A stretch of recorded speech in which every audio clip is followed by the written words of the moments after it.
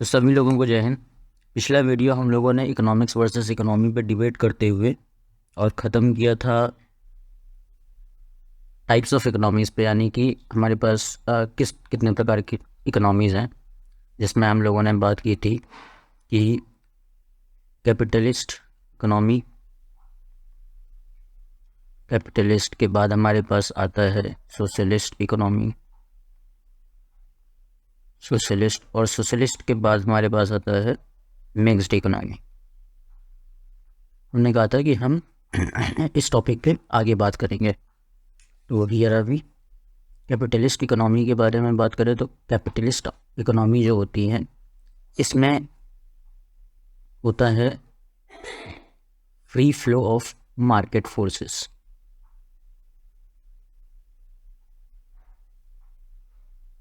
Free flow of market forces. अब बात यह आती है कि मार्केट फोर्सेस क्या हैं। तो बाजार में दो ही टाइप के फोर्सेस होते हैं, एक होता है डिमांड और दूसरा होगा सप्लाई। जब भी मार्केट फोर्सेस की बात की जाए केवल इन्हीं दो चीज़ों की बात होगी, ठीक है। तो कैपिटलिज्म इकोनॉमी में क्या होता है, free flow of market forces होता है और गवर्नमेंट का कोई इंटरफेरेंस नहीं होता, ठीक है। गवर्नमेंट का कोई इंटरफेरेंस नहीं होता। इसका मतलब क्या कि मोस्ट ऑफ रिसोर्सेज जो होंगे वो प्राइवेट कंट्रोल में होंगे या इनका निजी स्वामित्व होगा।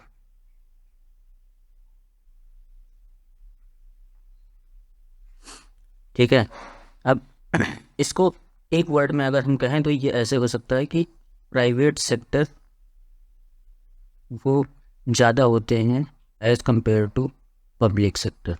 पब्लिक सेक्टर मतलब जो भी गवर्नमेंट जॉब्स होती हैं, गवर्नमेंट जिनको ऑपरेट करती है, उसको हम पब्लिक सेक्टर कहेंगे।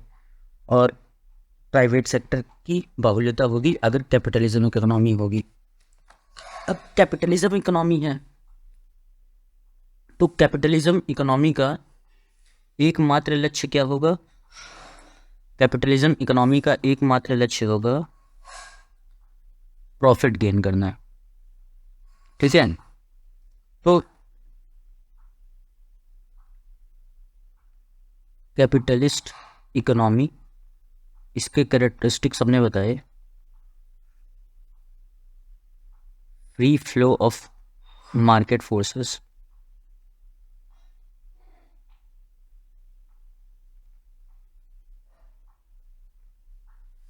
उसके बाद फिर हो जाएगा आपका no government interference,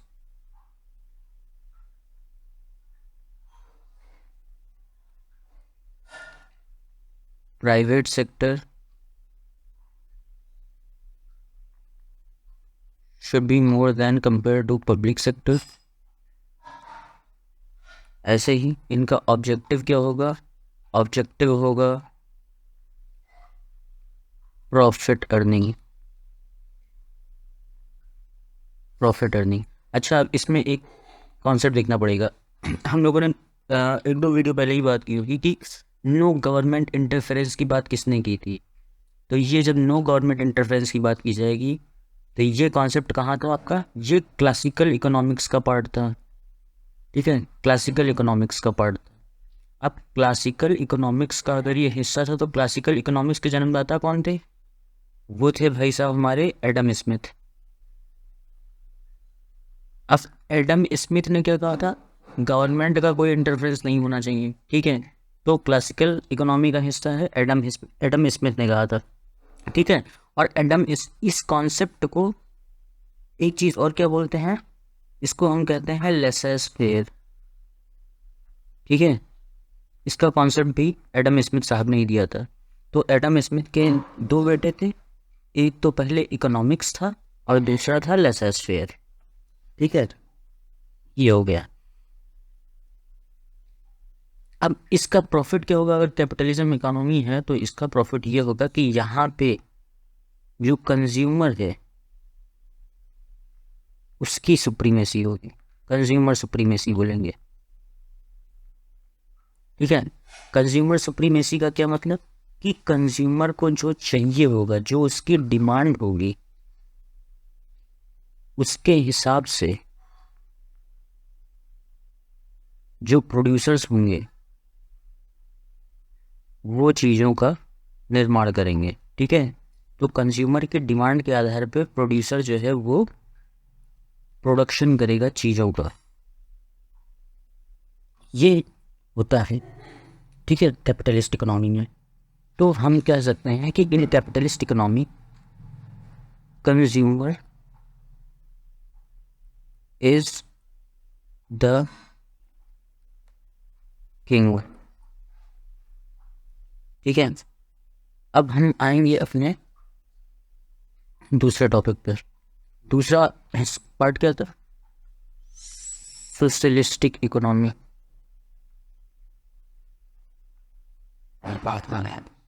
socialistic economy में क्या था? समाजवाद। नाम में ही बता रहे क्या है, समाज के भलाई के लिए किया जाएगा। तो इस टाइप की इकोनॉमी में सोशल वेलफेयर स्कीम्स ज़्यादा दिखाई पड़ेगा।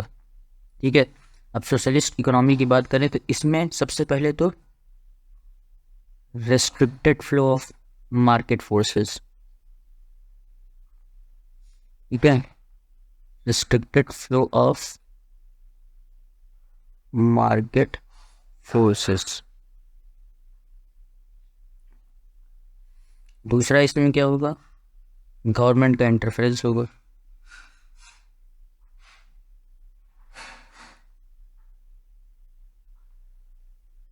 और तीसरा क्या होगा? इसका जो एम होगा वो होगा सोशल वेलफेयर का। ठीक है, सोशल वेलफेयर का एम होगा। और चौथा, यहाँ पे पब्लिक सेक्टर ज़्यादा होंगे as compare to private sector.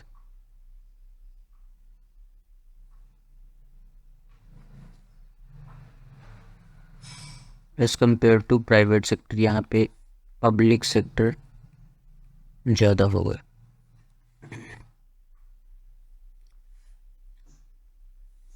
इसमें एक चीज़ देखते हैं, इसको इस चीज़ से कंफ्यूज मत कीजिएगा, क्योंकि देखो गवर्नमेंट का इंटरफेरेंस तो कहा गया था, कीनेशियन कॉन्सेप्ट में भी आया था, लेकिन इसमें कहा गया था हाँ ठीक है, गवर्नमेंट का इंटरफेरेंस जो है वो कहा गया था कीनेशियन कॉन्सेप्ट में। तो हम ये मान सकते हैं कि सोशलिस्ट इकोनॉमी का थोड़ा बहुत जो प्रभाव आता है वो आता है कीनेशियन कॉन्सेप्ट से। ठीक है, कीनेशियन थॉट ऑफ स्कूल से आता है। अब इसके बाद जो चौथा आता है, यहाँ पे एक चीज़ और देखिए, क्योंकि वहाँ पे कंज्यूमर इज़ द किंग था, तो यहाँ कंज्यूमर की क्या हैसियत है? तो कंज्यूमर यहाँ पे कुछ नहीं होता। ठीक है, कंज्यूमर के पास कोई चॉइस नहीं होती है। सोशलिस्ट इकोनॉमी में कंज्यूमर हैज़ नो चॉइस। इसके पीछे रीज़न ये है कि सरकार सोशल वेलफेयर के लिए काम कर रही है। ठीक है, जो मिल रहा है लेना हो तो लो, नहीं तो जाओ भाड़ में। ठीक है, ये मतलब है यहाँ पे। तो यहाँ पे कंज्यूमर के पास ज़्यादा अधिकार नहीं होते हैं। तीसरा आ जाएगा हमारे पास मिक्स्ड इकोनॉमी। मिक्स्ड इकोनॉमी में क्या होगा? यहाँ पे कैपिटलिस्ट प्लस सोशलिस्ट का हम देखेंगे मिक्सचर। ठीक है, यहाँ पे मतलब पब्लिक प्लस प्राइवेट को एग्जिस्ट करेंगी, यानी कि साथ साथ रहेंगी। ठीक है ना, सोशल वेलफेयर भी होगा और इसके साथ में कंज्यूमर के डिमांड के हिसाब से चीज़ें भी मिलेंगी।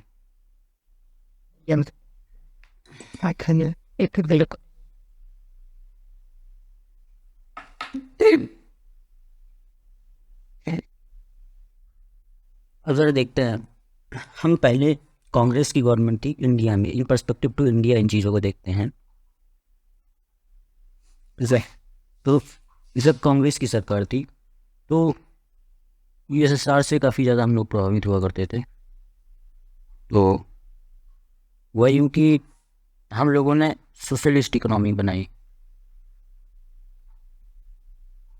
ठीक है। लेकिन फिर चूँकि हम क्लोज्ड इन्वायरमेंट में हुआ करते थे, ट्रेड्स हम फॉरेन ट्रेड्स नहीं करते थे, तो हमको मिल गई क्या, मंदी, ठीक है। अब 1990 के लगभग में शुरू हो गया गल्फ वॉर।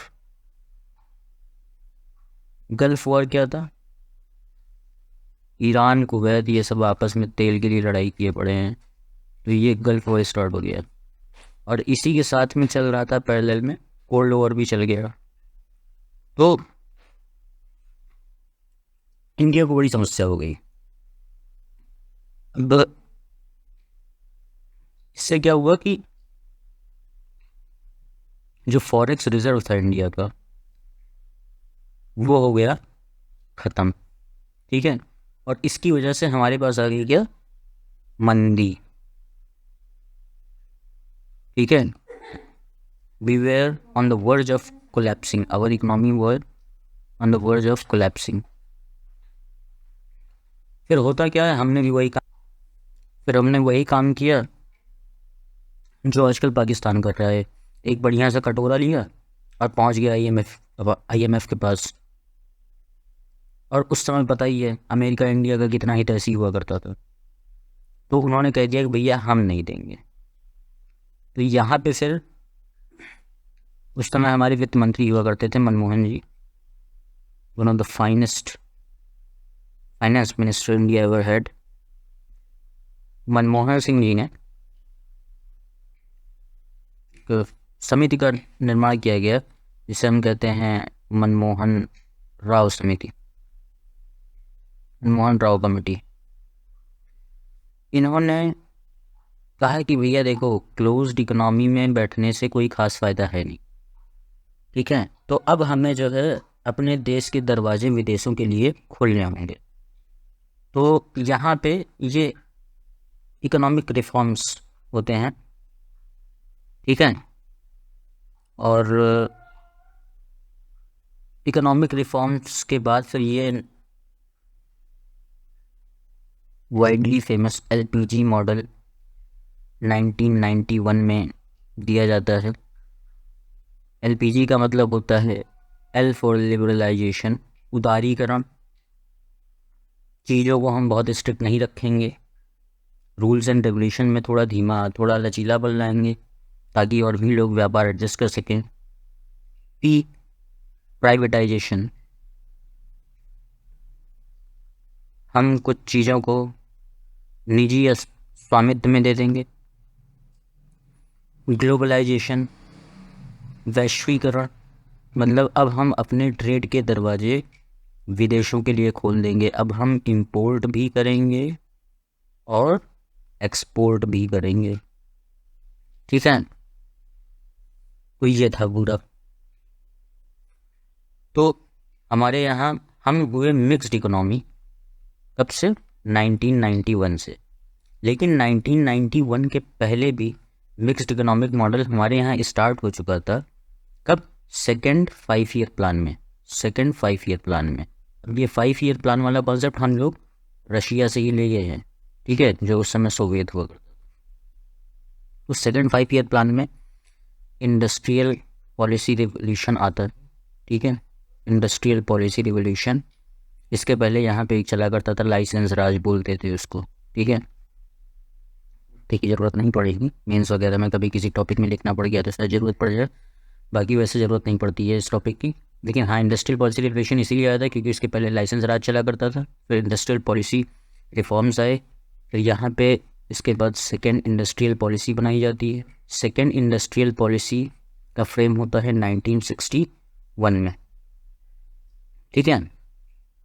तो दूसरी पंचवर्षीय योजना में हम मिक्स्ड इकोनॉमी के मॉडल को फॉलो करना शुरू कर चुके थे, लेकिन पूरी तरह से मिक्स्ड इकोनॉमी हम 1991 में जब एलपीजी मॉडल आता है उसके बाद हम पूरी तरह से मिक्स्ड इकोनॉमी मॉडल को फॉलो कर रहे हैं।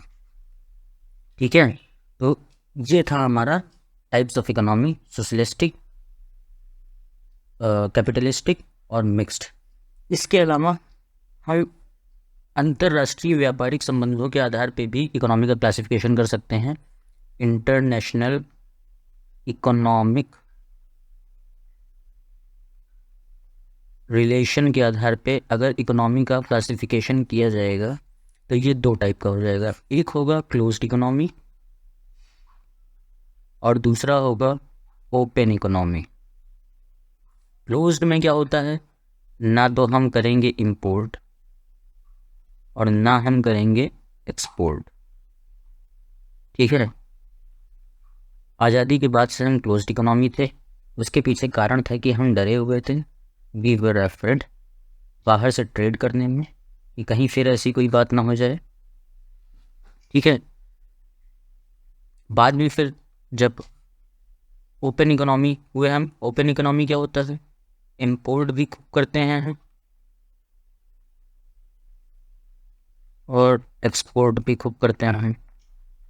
ठीक है, तो हम 1991 के बाद ओपन इकोनॉमी हो, उसके पहले क्लोज्ड इकोनॉमी थे। ओपन इकोनॉमी हम हुए क्यों, क्योंकि मंदी आ गई थी, कटोरी में सिक्का डालना मना कर दिया था, हमारे पास मजबूरी थी, कुछ ना कुछ तो करना पड़ेगा।